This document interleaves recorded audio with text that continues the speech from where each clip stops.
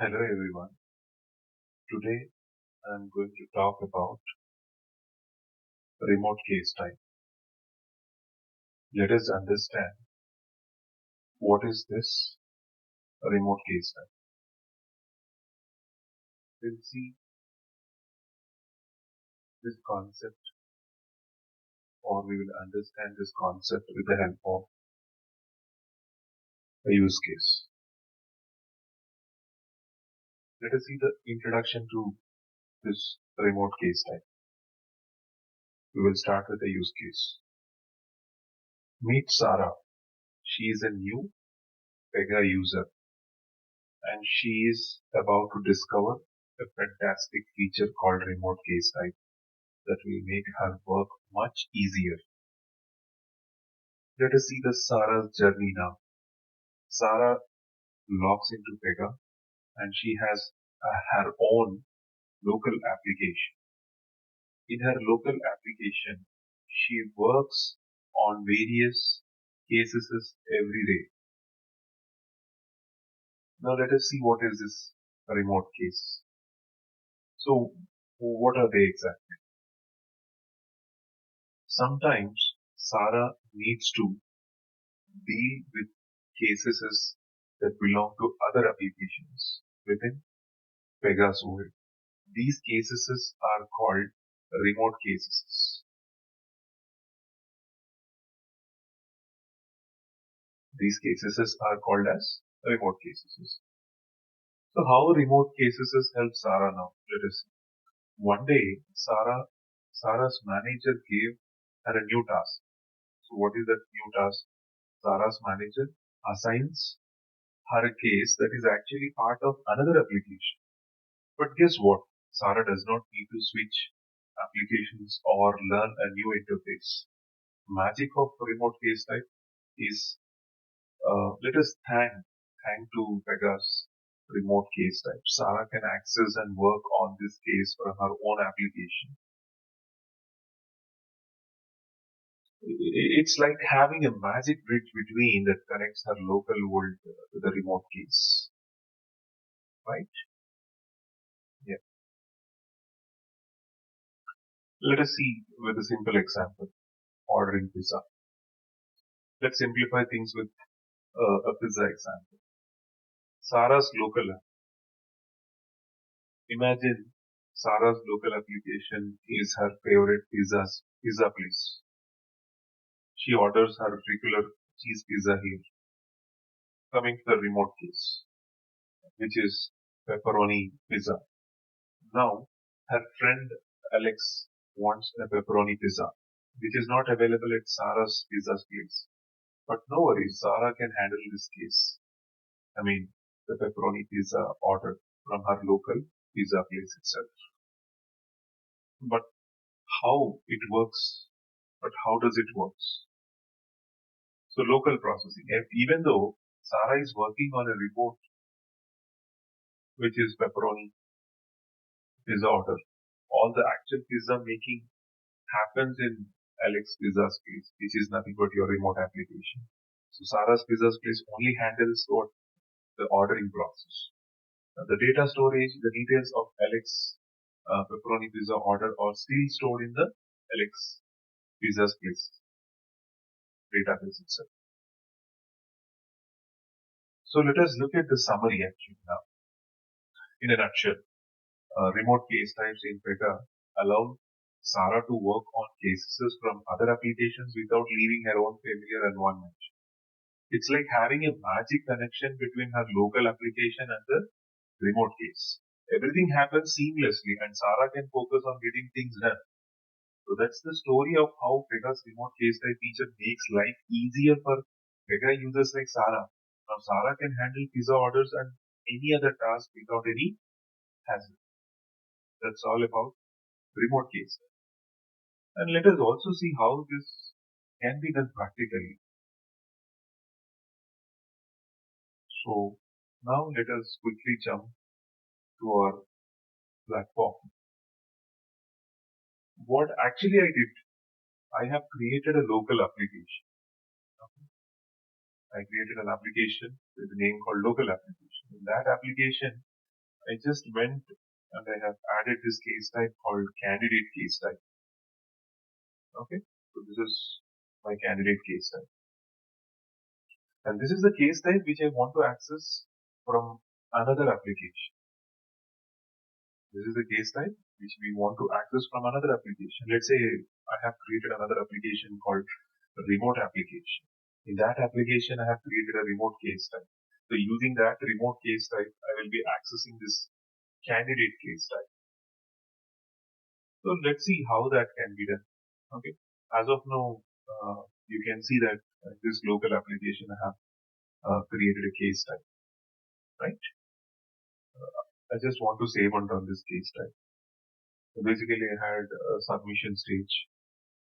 I mean, there is a create stage followed by we have a submission stage where I have defined three steps: collect personal information, collect education information, collect professional information. So basically, these are three steps that I have provided in this particular candidate case study. So this is our candidate case study.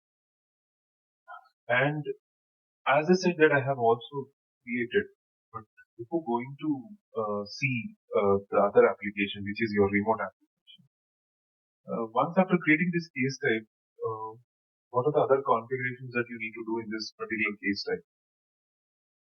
You need to open your case type tool. Let me open your case type tool. Yeah, which is P by default. Now you just need to click on the advanced tab. This is where you need to select this checkbox, publish as a remote case type. This checkbox you need to select. So whenever I select this checkbox, automatically there is another checkbox which is populating.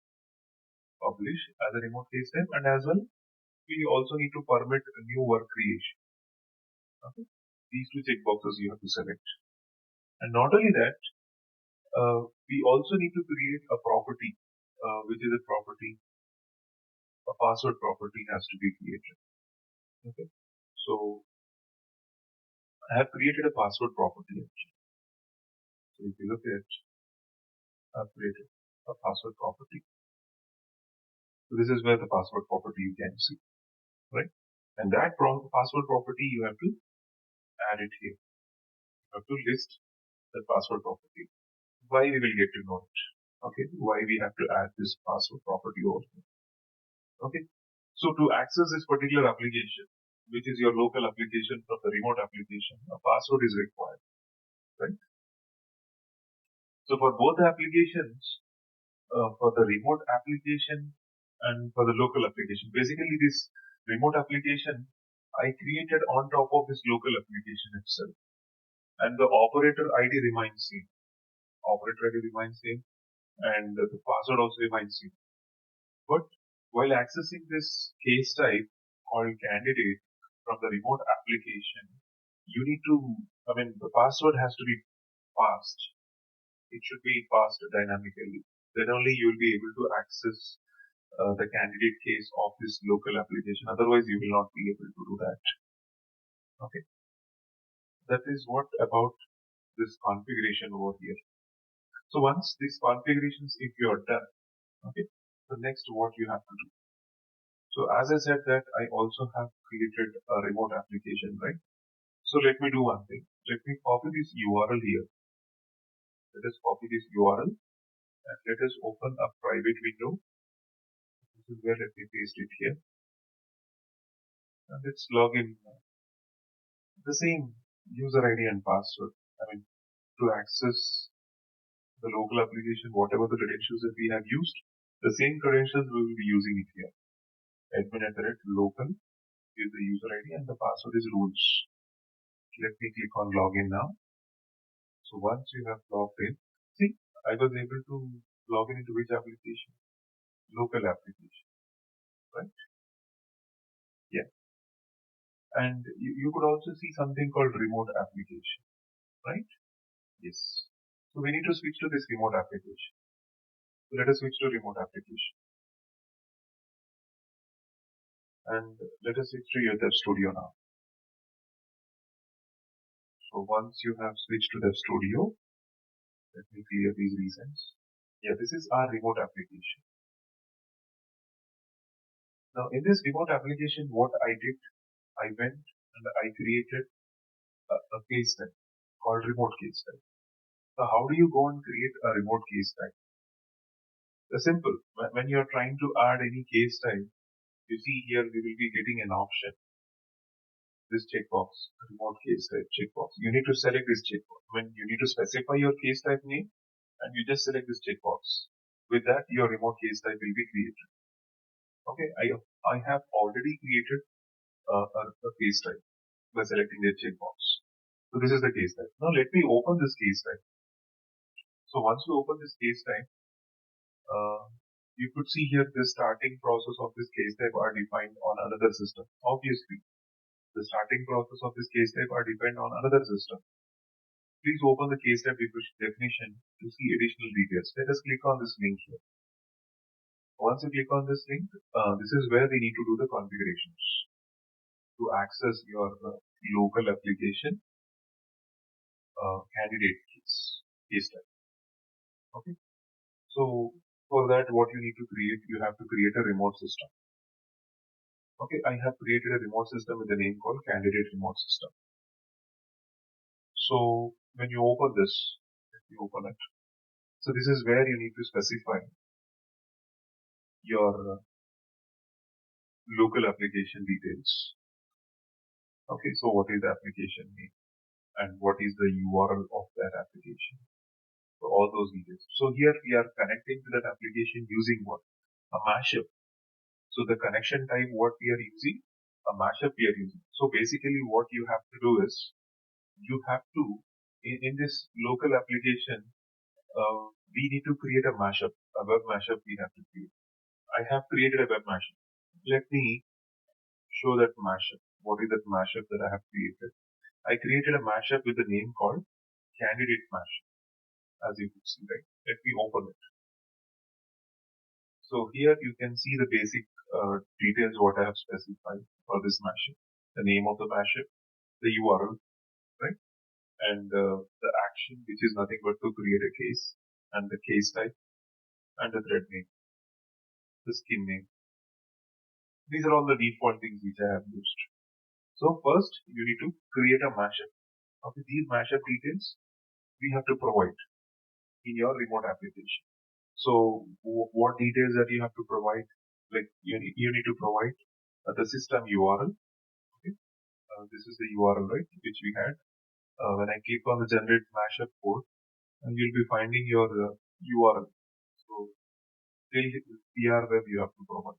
This is the URL you need to provide there. And what else it is required? Not only the URL, along with the URL, the name of the application. So here you could also see the application name, right? So this also you need to copy and you need to paste it here, right? So these are the details that you need to specify in this remote system. I have created a remote system with a name called candidate remote system. And you could see that, I mean, when you go to your records explorer, expand your sysadmin category, this is where you'll find your remote system. See, somewhere you will be finding your remote system. See, this is a remote system. When I click on remote system, I created this remote system with a name called candidate remote system, right? Yes. Okay. So that remote system we are calling from here, that particular remote system. So basically, what is this remote system? Is it a rule instance or a data instance? So how do we know that? We just need to click on view XML, and this is where we need to find it, right? Say Control F, and let us find for PXOBJ tag. So it's a data instance. As you could see, the remote system, it is extending from which class? From the data class. So that's how we can identify it as a data instance. Okay. That is data instance we were calling from where? From this remote case type. Got it? Yeah. And not only, see, in the remote system, we specified like the URL, the system URL, and the application name. Now, when you come to here, the remote case type, the class name also you need to get it. So from this mashup code, we can also even get the class name. See, this is the class name which I have copied here and I have pasted it here, right? Yeah. So once you're done with this, you just click on the retrieve information.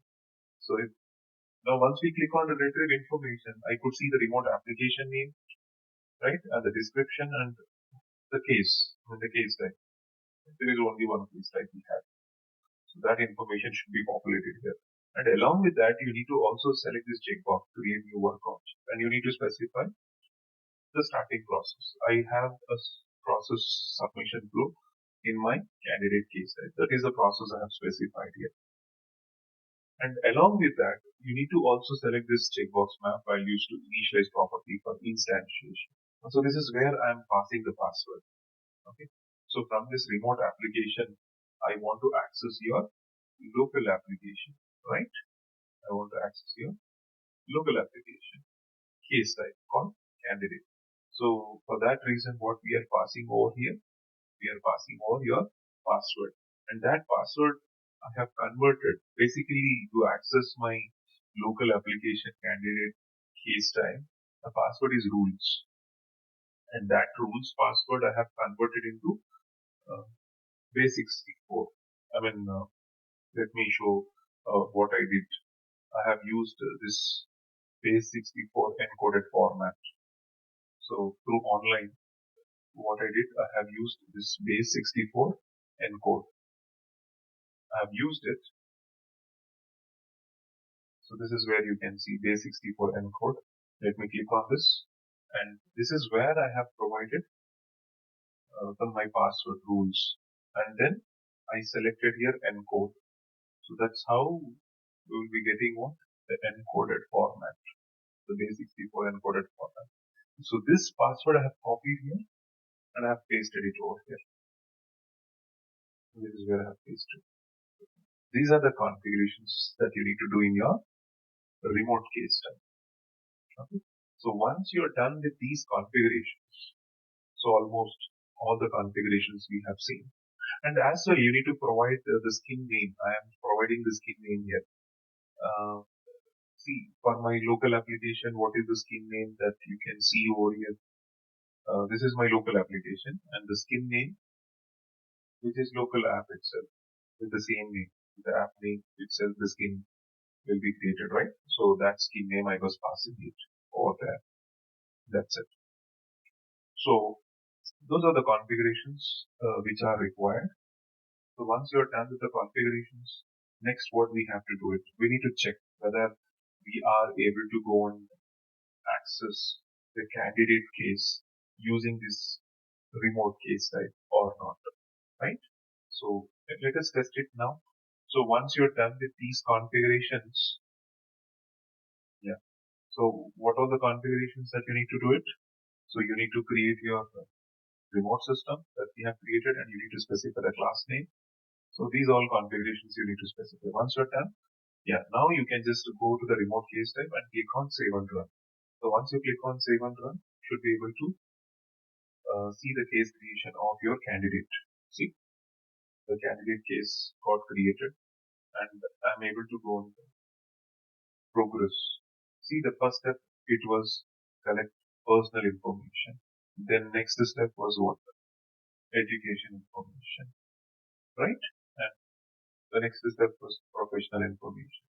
So from this remote case type, I am able to access the local application candidate case. And I just also want to show that the application layers.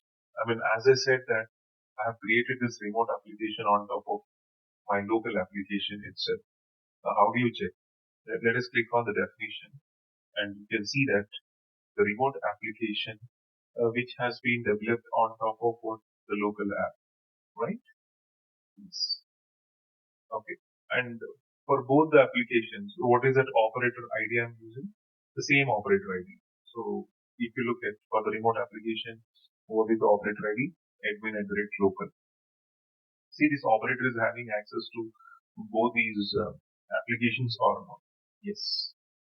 Right? Yeah. Even you can go to your local application and you can check the operator ID here. What is the operator?